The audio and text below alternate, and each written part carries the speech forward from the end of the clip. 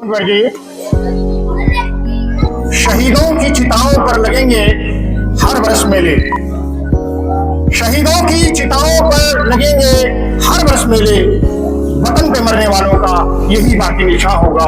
वतन पे मरने वालों का यही बाकी निशान। सर्वप्रथम मैं मां सरस्वती के इस प्रांगण में खड़ा होकर अपने देश के झंडे को प्रणाम करता हूं। विद्यालय के माननीय प्रधानाचार्य जी, माननीय स्टाफ के सभी सदस्य, बीच हमारे पहुंचे अतिथि आदरणीय जोशी जी, माननीय जोशी जी, अभी डॉक्टर कुलवंत सर की बेटी आई थी, उनका भी स्वागत, और गोसाई मैडम बैठी हैं, उनका भी स्वागत करता हूं, और साथ में उनियाल सर की एक छोटी सी गुड़िया भी वहां खड़ी है, उनका भी मैं यहाँ स्वागत करता हूं।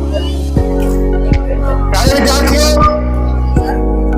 नौजवानों, इस कॉलेज के प्रांगण में बैठकर मैं आपसे ये कहना चाहता हूं कि मुझसे पूर्व वक्ताओं ने आपको इतिहास के बारे में बताया,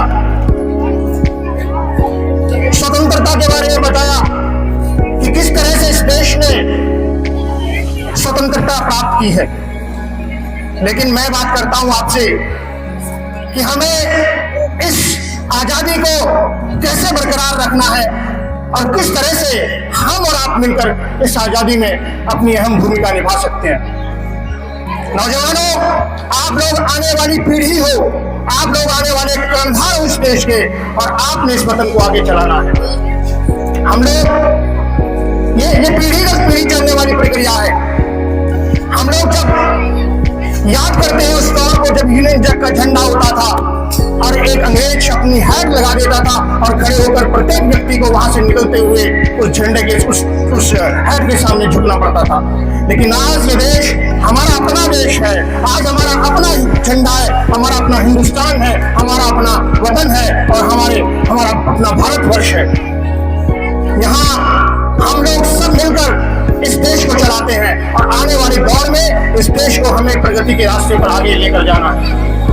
और ये कब संभव होगा? ये तभी संभव होगा जब आप पढ़कर एक अच्छे इंजीनियर बनेंगे, एक अच्छे नागरिक बनेंगे, एक अच्छे डॉक्टर बनेंगे, एक अच्छे प्रोफेसर बनेंगे, एक अच्छे शिक्षक बनेंगे और समाज के निर्माण में अपनी भूमिका को अदा करेंगे। ये मेरा वतन है, ये हमारा वतन है और भारत का 21वीं सदी का वतन है और ये 21वीं सदी हमारी है। आज हमारे देश के माननीय यशस्वी प्रधानमंत्री जब भारत से निकलते हुए किसी देश के कोने पर जाते हैं तो वहां भारत माता की जय, भारत माता की जय के नारे लगते हैं। आज हमारी एक विशिष्ट पहचान है कि जब हमारे भारत का झंडा किसी देश में खड़ा होता है तो वहां अगर युद्ध भी चल रहा हो तो हमारे नागरिकों को, हमारे झंडे के ऊपर लोग वहां श्रद्धा से झुक जाते हैं। ये इस देश की महानता है, ये इस देश का गौरव है, ये इस देश का सम्मान है। और इतना ही नहीं, हमारा भारतवर्ष वो भारतवर्ष है स्वतंत्रता के बाद, आप याद करिए कि यहाँ हर व्यक्ति को प्रधानमंत्री बनने का अवसर प्राप्त होता है। हम यहाँ जाति, संप्रदाय, भाषा, प्रदेश इन सब से हटकर इस देश के लिए कार्य करते हैं और हमें करना भी चाहिए, तभी ये वतन आगे बढ़ता है। ये वो देश है जहाँ माननीय अब्दुल कलाम साहब जो अखबार ढोते थे रेलवे स्टेशन पर, जिन्होंने अपनी शिक्षा ग्रहण करके इस भारत के सर्वांगीण सबसे बड़े पद पर पहुंचे और भारत के राष्ट्रपति बने। ये देश उनका देश है। यहाँ चाय बेचने वाले प्रधानमंत्री बनते हैं हमारे बच्चों, और यहाँ जनता की ताकत है। हम लोग सब मिलकर इस देश को चलाते हैं। और किसको चलाना है? इसको चलाना है, इसे चलाना है, इसे चलाना है। और वो छोटी सी गुड़िया जिसकी मैं भी बात कर रहा था, उनियाल सर की बेटी, वो आने वाला भविष्य है, उसको इस देश को चलाना है। और वो दिन दूर नहीं है, अगर हम पढ़ेंगे, अगर हम आगे बढ़ेंगे तो प्रगति होगी और प्रगति होने से देश का विकास होता है। आज बड़े बड़े देश हमें धमकाने की, अभी आपने पढ़ा होगा, देखा होगा कि बड़े बड़े देश, अमेरिका भारत को धमका रहा था कि हम ये कर देंगे, वो करेंगे, लेकिन भारत झुका नहीं। आज भारत वो है जो किसी के सामने झुकता नहीं। और अभी बात की थी मुझसे पूर्व वक्ताओं ने, ये ऑपरेशन सिंदूर करने वाला देश है। ये वो देश है जो कहीं भी जाकर, किसी भी जगह जाकर गलत बात को बर्दाश्त नहीं करता और उसका जवाब देता है। मैं यहाँ से नमन करता हूँ भारत के उन सैनिकों की जो चारों तरफ इस देश की रक्षा कर रहे हैं, उन सैनिकों की जो बैठकर जिनकी निगाहें हैं कि दुश्मन हमारे देश में आ सके। जसपाल सर यहाँ उदाहरण बैठे हैं कि आर्मी में 20 साल की सेवाएं लगाकर यहाँ आए हैं। करिए। और सर मैं आपको सैल्यूट करता हूँ, यहाँ से आपके माध्यम से सैनिकों को सैल्यूट करता हूँ, भारत वर्ष के सैनिकों को यहाँ पर मैं उन्हें नमन करता हूँ। ये कॉलेज एक मिसाल बनना चाहिए, जैसा कि जोशी सर ने कहा था कि ये कॉलेज मिसाल बनना चाहिए कि यहाँ से पढ़कर जो बच्चा जाए तो पढ़ने के बाद जब वो यहाँ से शिक्षा ग्रहण करके बाहर जाए और उसके बाद शिक्षा करके वापस पढ़ के वापस आए तो वहाँ यहाँ बने।